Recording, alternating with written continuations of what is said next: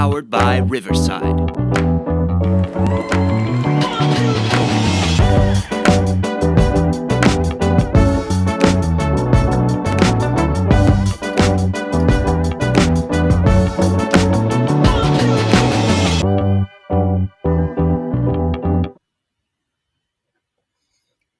Well, we welcome you back once again. And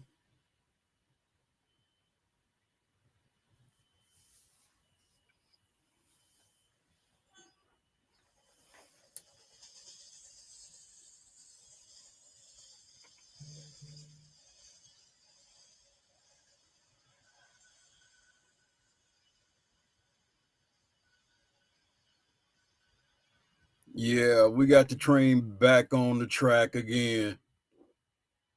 Yep, the train is on the track and we're rolling again with the 2025 high school football preview show.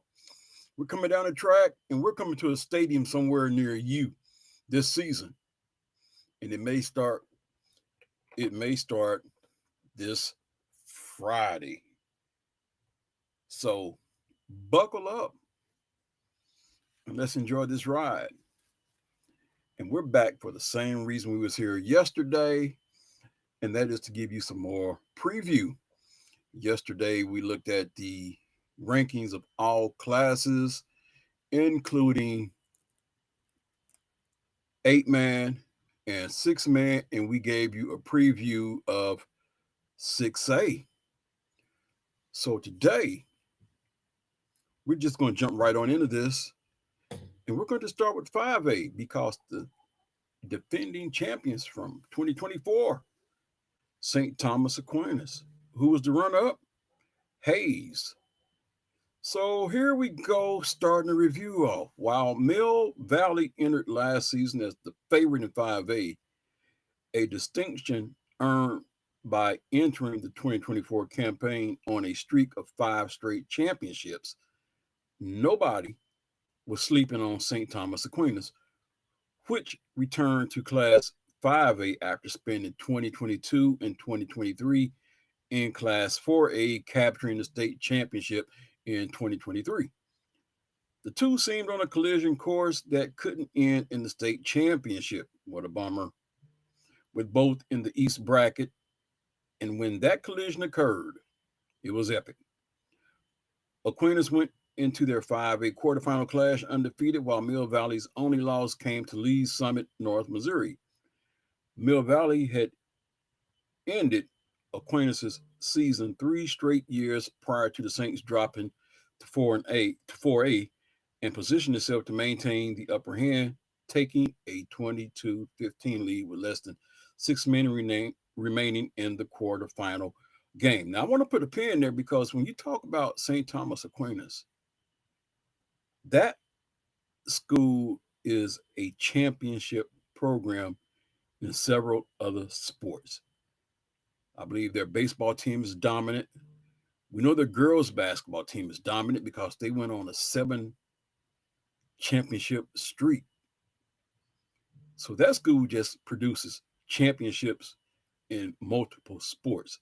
So I want to put that plug in right there. But with the Saints need a miracle, facing 4th and 16 in the closing minutes, they got one. Kalen Arndt's desperation pass was knocked down by Mill Valley, but right into the hands of St. Will Callahan, who snagged it for a first down. Arndt scored a handful of plays later, and after initially lining up for the game time PAT, the Saints went for 2 after an offsides call on Jaguars, and Arndt cashed in, giving Aquinas the 23-22 win. Aquinas capped an undefeated season by handling Hayes 35-13 in the championship game. Hayes was making its first ever appearance in a state championship game as the Indians continued their rise as a 5A power under Tony Crow. After starting the season 1-2 and sitting 4-4 going into the playoffs, Hayes got hot and knocked off Western Athletic Conference rival and unbeaten Great Bend 19-14 in the second round after losing 21-0 to the Panthers 3 weeks earlier. The Indians finished 8-5 after falling to Aquinas in the title game. So now let's take a look at the contenders. Fresh off capturing the Class 4A state championship in 2023, St. Thomas Aquinas returned to Class 5A, where it had previously won a state championship in 2018. That came before Mill Valley's run of 5 straight titles, and it became quickly evident that those two programs are on a collision course last year. They met the quarterfinals, and Aquinas pulled off a somewhat miraculous 23-22 victory when Kalen Arndt scoring on a 2-point conversion run for the winner. Aquinas cruised from there, capping a 13-0 season with a 35-13 win over Hayes in the title game. Arndt had a huge year, rushing for more than 2,000 yards, and he'll be back again this year to be the workhorse for the Saints offense. Speaking of horses, Aquinas has a bona fide thoroughbred in offensive lineman Stephen Carroll, who joined Arndt as an all-state top 11 selection last year after anchoring Aquinas' dominating offensive line. He's one of 4 returners up front, as the Saints' vaunted ground game is in great position to be a force once again, even with the loss of versatile weapon LZ Slaughter. The defense has more holes, losing all 5A end Crew Hohenfeld and linebacker Andrew Ham, among others. But 5 starters led by linemen Kylan Curtis and Zion Thornton are back. Aquinas and Mill Valley are likely headed for another showdown again this year. If not for an answered Hail Mary completion on a busted play, Mill Valley very well could enter this season riding a streak of 6 straight championships. But that play in the state quarterfinals by St. Thomas Aquinas helped end the Jaguars' state title run at 5 straight, as the Saints took a 23-22 victory and ended Mill Valley's run. This year, Mill Valley gets to play the Hunter for the first time in a while, and they've got the weapons to hit their target and get that title back. Without question, 2-time All-State top 11 defensive end Jaden Woods will be missed, along with 7 starters on last year's offense. But the cupboard is far from bare. Senior tailback Reggie Reese ran for 1,948 yards and 25 touchdowns last year and is one of the top backs in the state this year. He's got Kansas State commit LaMarcus Barber up front to clear a path, though he's the only returning starter on the offensive line. Blake J was an all 5A pick in the defensive secondary and is the leading returning receiver as well. Even in losing Woods, 8 starters are back on defense, and that unit can carry the Jaguars back to the title game. Great Bend was cruising along and looking every bit the team capable of representing the West in the 5A title game, motoring through the regular season undefeated, winning both blowouts and tight games. But after blanking Hayes 21-0 in Week 7, the Panthers saw the Indians turn the tables and pull off a 19-14 upset in the second round of the playoffs, cutting Great Bend's playoff run extremely short. That should serve as plenty of motivation for the Panthers, who returned 8 starters on offense and 9 on defense. Great Bend boasts arguably the top player in the state in end defensive back Ian Primer, who has already committed to Notre Dame. If his presence alone wasn't enough, the Panthers have another budding prospect in end defensive back Cooper Unmatched. I hope I pronounced that name right, who already has Division I looks. Daxton Minton returns at quarterback after throwing for 1,300 yards, and 5 of last year's top 6 tacklers return on defense, led by Trenton Kern, the WAC defensive MVP, who also starts on the offensive line. Expectations are high for the Panthers, who also felt the sting of getting upset to start the basketball playoffs last March. Hayes has been on a steady rise as a power in 5A under Tony Crow, and last year took things to yet another level. After setting a school record with 10 wins in 2022, the Indians enjoyed a program first last year by reaching the 5A state championship game for the first time in program history. Hayes went into the postseason just 4-4 with 3 losses to teams that were undefeated in the regular season. But once the playoffs hit, the Indians found their groove, upsetting unbeaten Great Bend after losing 21-0 to the Panthers 3 weeks earlier. Then they took down Hutchinson and Eisenhower to make the finals, where the breakthrough season ended with a 35-13 loss to St. Thomas Aquinas.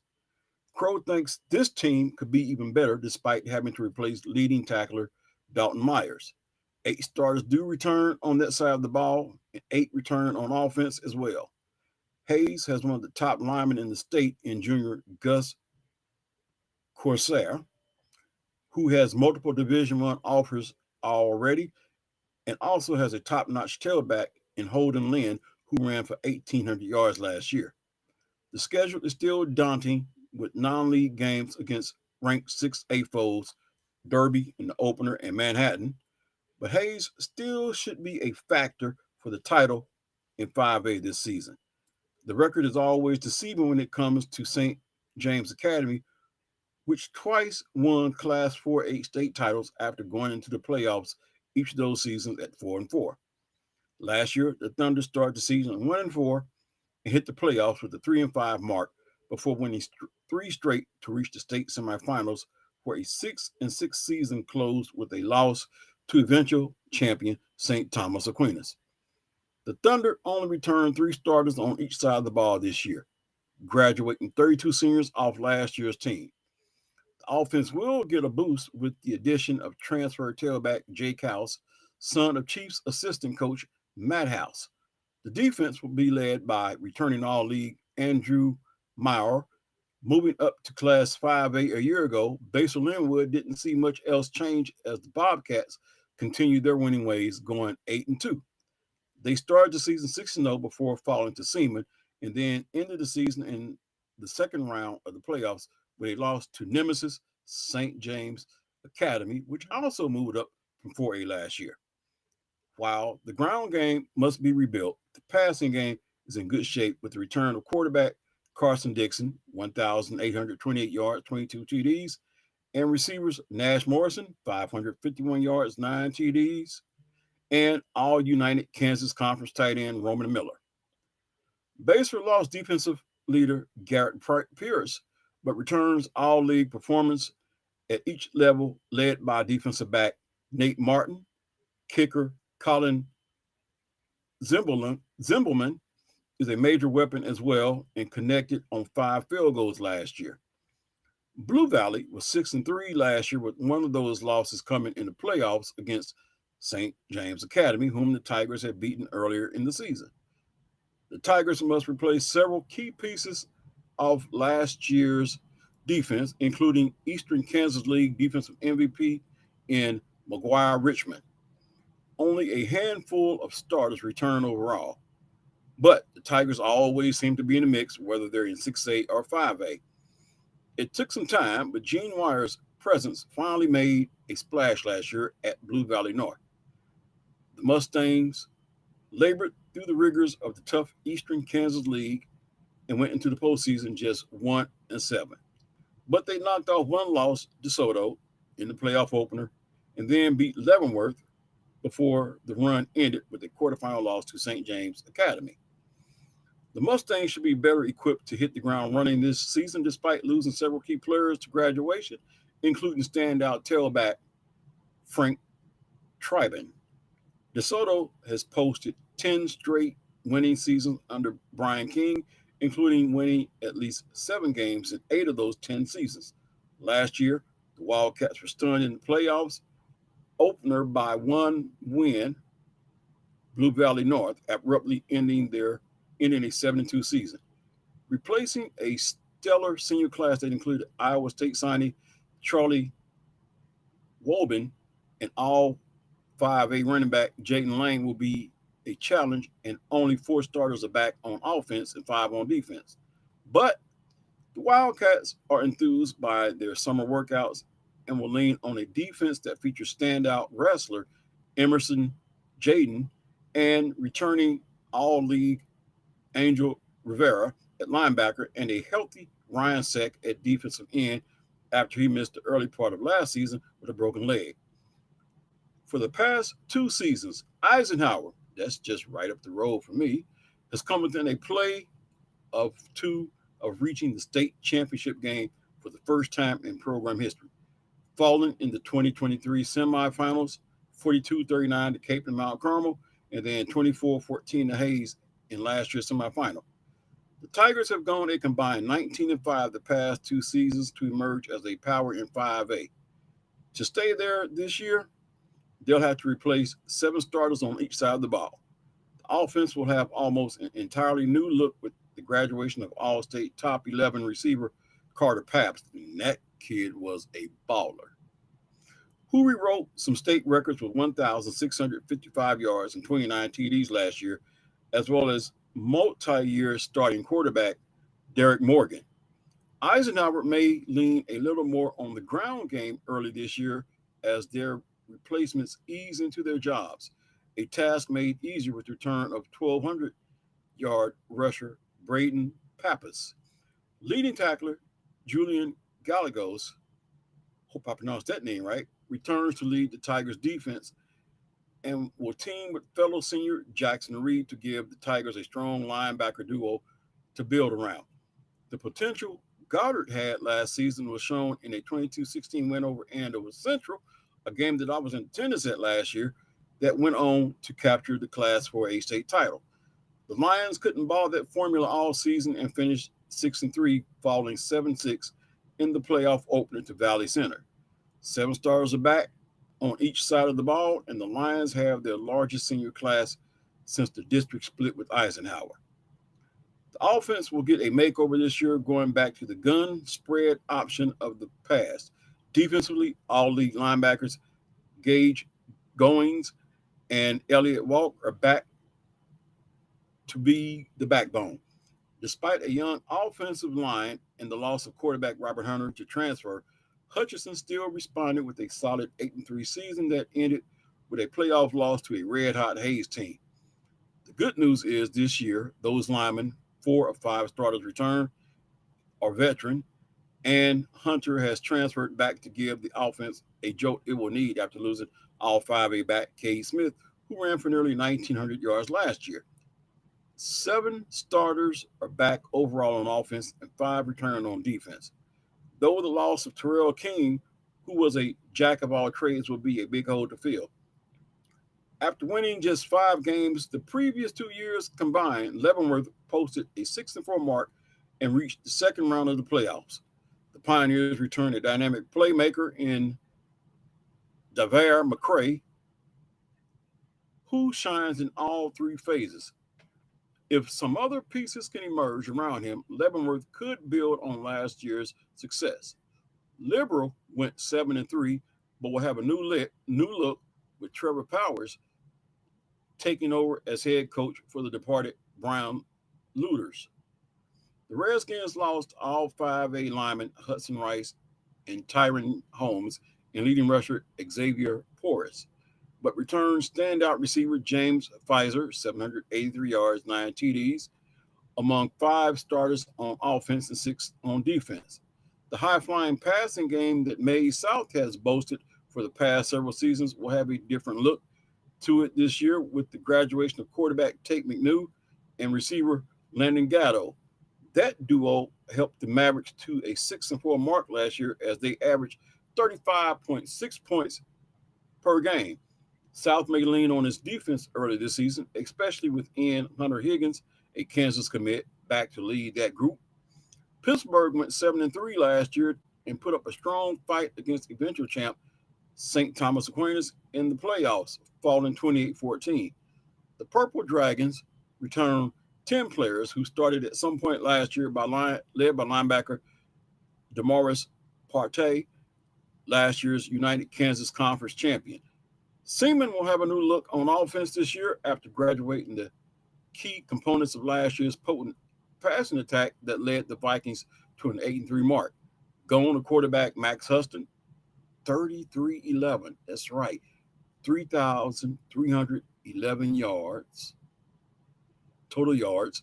And receiver, Briar Finley, 1,556 yards, 21 TDs, who each won offensive MVP honors in the league the past 2 years and were first team All 5A last year.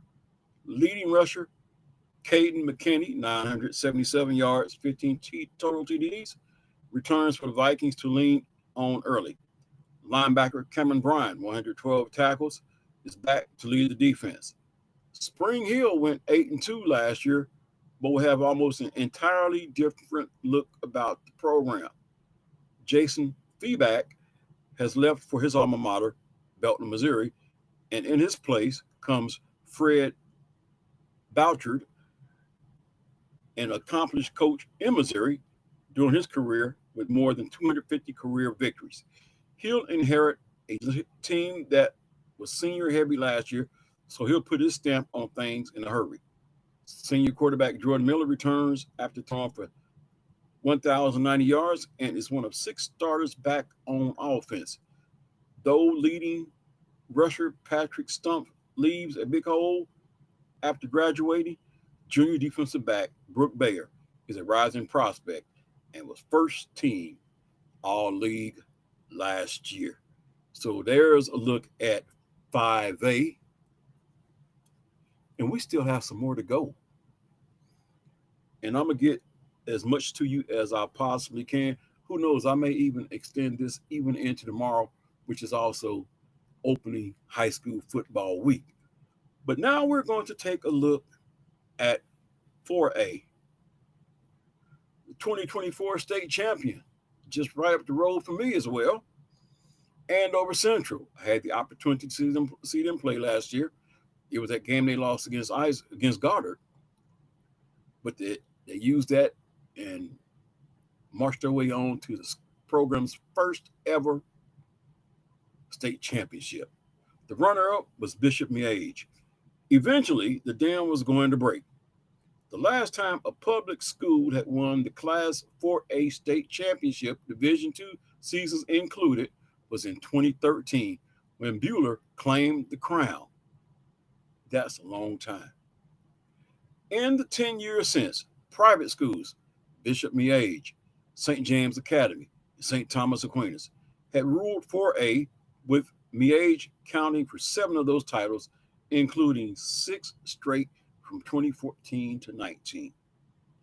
During that same span, Andover Central had taken its shot at dethroning Miege and company, reaching 4 title games and come up empty with runner-up finishes in 2015, 2019, 2021, and 2023. But returning 23 seniors from its 2023 state runner-up team, Central found its way back to the title game with its only regular season hiccup, a 22-16 loss to Goddard. Once again, the Jaguars were tasked with knocking off Miege, which had started the season 0-6 in the rugged Eastern Kansas League, but found its customary groove in the 4A playoffs, knocking off Lewisburg to start the postseason in a title game that saw 6 lead changes and the teams combined for 145 offensive plays, 85 from Andover Central, and 1,018 total yards. Andover Central rallied to finally knock off the Stags, who hadn't lost a title game since 2012 in Class 5A. The Jaguars used a 3-touchdown barrage in a span of less than 5 minutes in the fourth quarter to erase a 1-touchdown deficit and build a 49-35 lead with 1:45 left. Miege wasn't done, getting a touchdown pass in the closing minute, but an onside kick was recovered by the Jaguars, sealing the 49-42 victory. The first by a 4A public school in 5,866 days against the Stags, with the last coming from Baldwin in 2008 playoffs. Jaguar Maddox Archibald was the catalyst for the championship, setting a state championship game record with 341 yards and 4 touchdowns. The The state title was the first ever for the Jaguars, who finished 12-1. Kudos to them. Wish them the best of luck this season. Now, let's take a look at the contenders. Bishop Miege nearly made history by becoming the first team with a losing record to win a state championship. Starting the season 0-6 and going into the playoffs with a 1-7 mark before winning 4 straight games to reach the title game for the 8th time since 2014. The Stags fell just short in the title game against Andover Central, giving up 3 fourth-quarter touchdowns to fall down 2 scores and eventually lose 49-42. Miege will once again face a daunting Eastern Kansas League schedule that will test it weekly and will do so with a group that is both experienced with 14 full-time starters back, yet has some glaring holes. The pass-catch combo of Marco Rodriguez and Taryn Jackson has graduated, and while the new parts of the passing attack take shape, the Stags' offense will lean on a proven ground game that saw returners Nick Nabazaz, hope I pronounced that right, and Vinny George combined for more than 700 yards and 9 touchdowns last year. 3 starting offensive linemen also return. Defensively, the line will also be a strength with 5 players back that started at some point. Leading tackler Nicky Ratton is gone, but Daniel Neenan was right behind and returns at linebacker. The Stags may once again not have a glossy record in the regular season, but once the postseason hit, they will be a factor, if not the favorite. Coming off the program's first ever state championship, Andover Central will be tasked with replacing a stellar class of 23 players that, quite frankly, are irreplaceable. Lyman Dawson Rod was an all-state top 11 selection, while the likes of Maddox Archibald, Jace Adler, Brent Stupka, and Andrew Klaus were first-team all-class 4A selections. The Jaguars returned just 3 starters each way, and offensively, all 3 come on the offensive line, led by 3-year starting center Paxton McLeod. Seniors Logan Huselig and Pierce Gillen also returned up front after missing last year with injuries to make the unit the clear strength. Junior tailback Jackson Green was Archibald's backup last year, but still ran for 406 yards and will take over as the feature back as Central completely reloads at the skill spots. 3 starters are also back on defense, led by senior lineman Jalen Wilson. A year after playing in the Class 5A state title game, Cape and Mount Carmel dropped down to Class 4A last fall and figured to be a strong contender to reach the championship game. But a 2019 loss to Wellington in the second round of the playoffs derailed the Crusaders' bid for another title game appearance and ended a 7-3 season.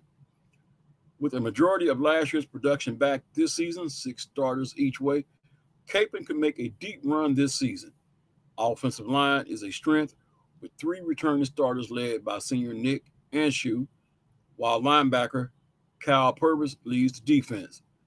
Last year's Ark Valley Division III champ Bueller went 9-3 overall and reached the state semifinals before falling to Andover Central. The Crusaders will have to almost completely rebuild their defense with only 2 starters back. But the offense should be potent despite graduating key skill player Mitchell McDaniel and top lineman Bodie Rettenbaugh, both first-team all-leaguers. 6 starters to return on that side of the ball, and the unit welcomes back tailback Ben Klaus, who ran for over 1,000 yards and 19 touchdowns as a sophomore but didn't play last year. Defense has long been a calling card for Wamego under Weston Moody and helped the Red Raiders to a 9-2 mark, with the unit allowing just under 15 points per game. It will be a strength again this season with 9 starters returning on that side of the ball, led by defensive back Jacob DeRochi and linebacker Mason Itch. The offense lost workhorse back Tate Warren, an all 4A first-teamer, but returns quarterback Logan Fulton, who threw for 1,700 yards last year as a freshman starter. Wow, that is amazing. as a freshman, 1,700 yards. Remember that name, Logan Fulton. Put emphasis on that name. They keep that kid healthy and keep the right pieces around him. I just believe he's going to rewrite some records and will be a household name across the state of Kansas. Let me say that name again, Logan Fulton, who threw for 1,700 yards last year as a freshman starter. He'll miss top target Jackson Tupps, but will operate behind an experienced line that returns key starters Ryan Held and Isaac Braun. Wamego's only loss last year came to Marysville and Bueller. Atchison will have a new look this season as longtime head coach Jim Smith has stepped down as coach, turning the program over to Jordan Malcolm. He inherits a team that went 8-2 last year, falling in the season opener to Ottawa and then reeling off 8 straight wins before losing to Lansing 23-15 in the second round of the playoffs. The Phoenix graduated all 4A defensive end Eric Smith III and 4 other first team All Meadowlark Conference selections, but returned 2-way first team All Leaguer Lighton Boldridge, All League lineman Brody Barnes, and All League kicker Colton Bonnell, who also was second team All League at quarterback. Chanute has been a consistent winner under Cleet Frizzell, and last year posted an 8-3 mark, the season ending with a loss to Bishop Miege in the quarterfinals. The Blue Comets' strength will be on the offensive and defensive lines, where a total of 5 starters are back. The lone proven skilled players returning on offense is Chris Harding II, who threw for more than 1,800 yards last year and is a 4-year starter. After going 6-4 last year to post his first winning season since 2020, Fort Scott will look entirely different this year. Not only are 20 of last year's 22 starters gone, but there are also also 5 new coaches on staff this year, including first-year head coach Jonathan Stark. Seniors Ryder Newton and Jacob Adams are the lone returning starters. Labette County will have a new coach as Brady Argabright takes over for Sean Price, coming off a 5-5 season. Argabright was a coordinator for the past 9 seasons and welcomes back 10 starters on offense and 6 on defense. Tailback Jamal Jackson is a state champion sprinter and one of the top backs in the state after rushing for 1,822 yards and 18 touchdowns last year. He'll get even more work this year as the Grizzlies shift to an I-back offense and emphasize being more physical this season. Lansing also moved down from 5A to 4A last year, and after a 4-4 regular season, advanced to the state quarterfinals before losing to Tonganoxie. Its second loss to the Chieftains on the season. The Lions only returned 2 starters on offense, but Jackson Pollard is a hybrid running back quarterback who can do a little bit of everything. He's also one of 3 returning starters on defense, alongside lineman Noah Mathis and Aiden Leftwich. Jonathan Showers is the only returning starter on offense. Lewisburg had a perfect season going through 7 weeks before suffering a 1-point loss to Spring Hill in the regular season final. It was a critical loss as well, as it slotted the Wildcats into the bracket opposite 1-win Bishop Miege, and the Stags pulled out a 21-14 win in the first round of the playoffs to end Lewisburg's season at 7-2. The talent lost off that team was immense, with all 4A picks, Conley Hovey and Ashton Moore, among 24 seniors that graduated.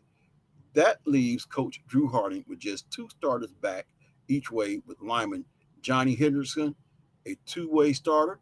Lewisburg has reloaded before, with the Wildcats owning a 24-5 record in Harding's first 3 seasons as coach. For the first time since 2015, McPherson failed to win at least 7 games, as the Bullpups went just 5-5.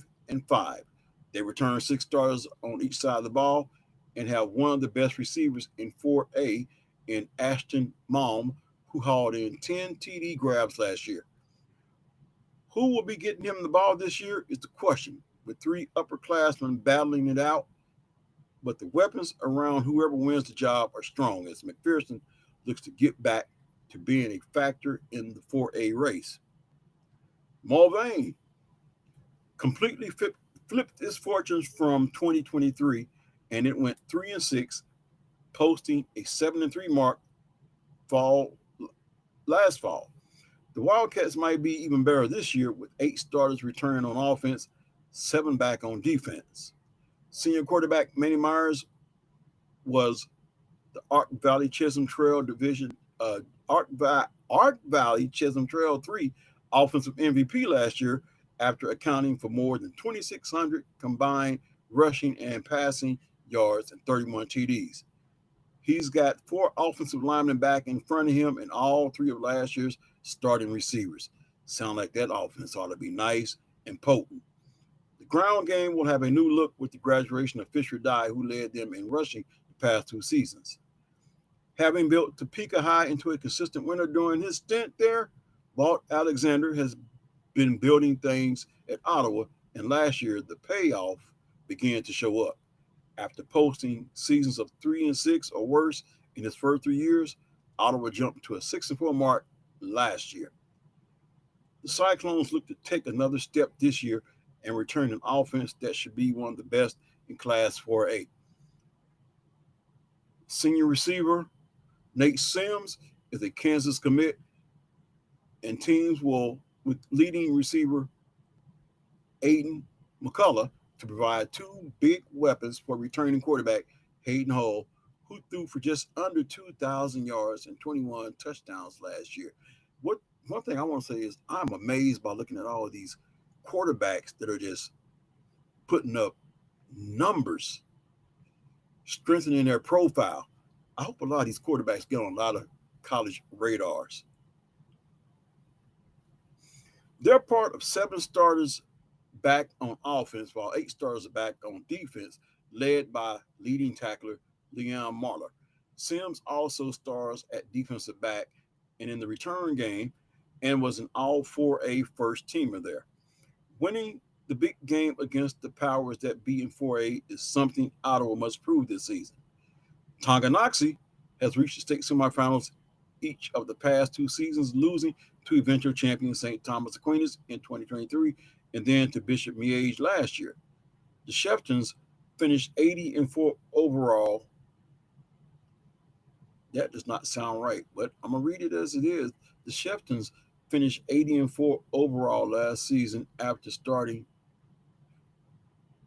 0-2. I believe that's 8-4. That was a typo. With those 2 losses by a combined 5 points. Tonganoxie's 3-headed offensive monster of quarterback Taylor Langford, tailback Tanner Hand, and receiver Todd Brown all have graduated, leaving major holes to fill if the Sheftons are to make it back to the semifinals for a 3rd straight year. Wellington started the year 0-2 with losses to 3A powers Wichita Collegiate and Andale, state champion, but then ripped off 8 straight wins, including a signature 2019 win over Cape and Mount Carmel in the second round of the playoffs. The Crusaders couldn't quite parlay that momentum the following week, falling to eventual 4A champion Andover Central. A stellar senior class headlined by the likes of Brody Wire and Dusty Bannister must be replaced, but more than enough returns to keep Wellington in the conversation. 7 starters are back on defense, led by leading tackler Colton Bannister, while 6 return on offense, including a trio of all-league linemen in Ethan Brungart, Kason Ramirez, and Cameron Rosenberg. Winfield posted this most wins since 2019 and going 6-4. The Vikings could build on that success this season with 7 starters returning each way, though two-way playmaker Jackson Davis leaves a big void on both sides of the ball. After being a first-team All-4A selection, Kelly Gibson returns at quarterback and also was one of 4A's top punters. Twin seniors Braden and Gabe Sutton were each all-league performers last year on the line. So there you have a look at 4A. And what I am going to do, I am getting ready to bring the train back into the station. But what I will do tomorrow around the 3 o'clock hour Central Standard Time, I will do my best to conclude. We will pick up with 3A and run this thing on out, get you ready for the football season. Uh, Leave me some feedback. I'm going to tell you right now, I am currently right now streaming on YouTube as well as twitch.tv. I'm recording on the riverside.fm platform. This show will be podcast later, and you can also pick up the podcast on the Spreaker app. Download the free Spreaker app where you can hit the like button and you can leave comments there, or you can also listen to it on Spotify or iHeartRadio, or you can download the Odyssey app. I'm on Odyssey, also on the Amazon Music app as well too. So I'm just letting you know where you can get this podcast. It will be podcasted later. But I also want you to know that this show is powered by Riverside FM. Powered by Riverside.fm. Well, that is going to do it for me. Hope you have enjoyed this ride on the train as much as I've enjoyed being your conductor. I also want to tell you about a product that I use that has helped me in my weight loss journey. I will put the description and the website of it in the podcast description, but it's called Drink to Shrink. It is a detox weight loss tea, and it has done wonders for me. It comes in 2 flavors, mango and fruit punch. You can order yours at www.bepic.com. That's www.beepic.com/Saxman Health. That's SAXMANHEALTH. Want to put that plug in. Those of you who might be on a weight loss journey like I am, trust me, it has done wonders for me. But anyway, that is going to do it for me. Until the next time, take care of yourself and each other. Be blessed and be a blessing. I'm out.